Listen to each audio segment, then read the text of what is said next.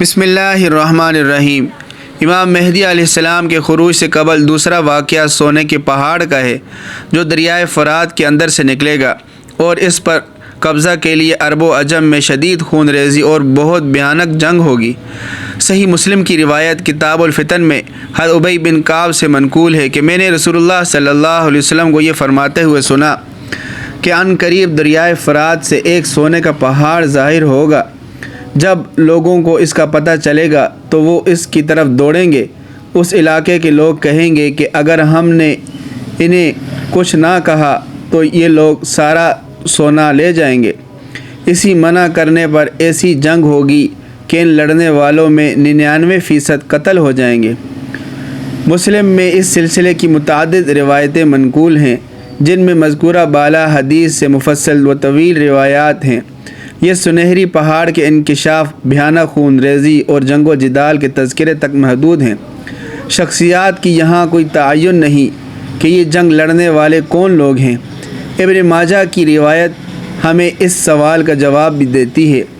ابن ماجہ کی روایت ہے کہ ثوبان رضی اللہ تعالیٰ عنہ کہتے ہیں رسول اللہ صلی اللہ علیہ وسلم نے فرمایا کہ تمہارے خزانے کے پاس 3 شخص جنگ لڑیں گے اور یہ تینوں خلیفہ کے لڑکے ہوں گے، لیکن یہ خزانہ ان میں سے کسی کو بھی نہیں مل سکے گا۔ پھر مشرق کی جانب سے سیاہ جھنڈے نمودار ہوں گے اور یہ تم سے اتنی خون ریز جنگ کریں گے کہ اس سے پہلے کوئی قوم تم سے اس شدت سے نہ لڑی ہوگی۔ حضرت ثوبان رضی اللہ تعالیٰ عنہ کہتے ہیں کہ پھر آپ صلی اللہ علیہ وسلم نے کچھ بات کہی جو مجھے یاد نہ رہی۔ پھر اس کے بعد کہا جب تم اسے دیکھو تو فوراً بیعت کر لینا، برف پر گھسٹ کر آنا پڑے، کیونکہ وہ یقیناً اللہ کے خلیفہ مہدی ہوں گے۔ یہ حدیث بلا شبہ پہلی روایت کی شرح و تفصیل ہے۔ شروع میں سونے کے پہاڑ پر 3 شہزادوں کی جنگ ہوگی، پھر مشرق سے کوئی جنگجو قوم اٹھ کر عربوں سے بری طرح لڑے گی۔ اس بھیانک خون ریزی کے بعد خلیفہ مہدی کا ظہور ہوگا۔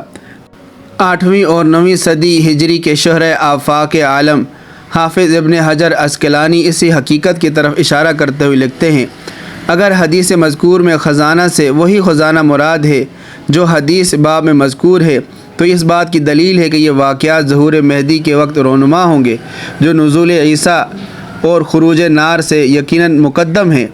کچھ لوگوں کا خیال ہے کہ حدیث میں خلیجی جنگ کی طرف اشارہ ہے اور عراق و کویت کا پورا مسئلہ اسی روایت کی تفسیر سے معلوم ہوتا ہے، لیکن ہمارے نزدیک یہ بات محل نظر ہے کیونکہ اس وقت نہ سونے کا پہاڑ نکلا، نہ یہ جنگ صرف 3 شہزادوں نے لڑی، نہ اس میں اتنی خون ریزی ہوئی کہ 1% ہی زندہ بچ سکیں، اور عربوں سے لڑنے کے لیے دوسری قوم مشرق سے نہیں بلکہ مغرب سے آئی تھی۔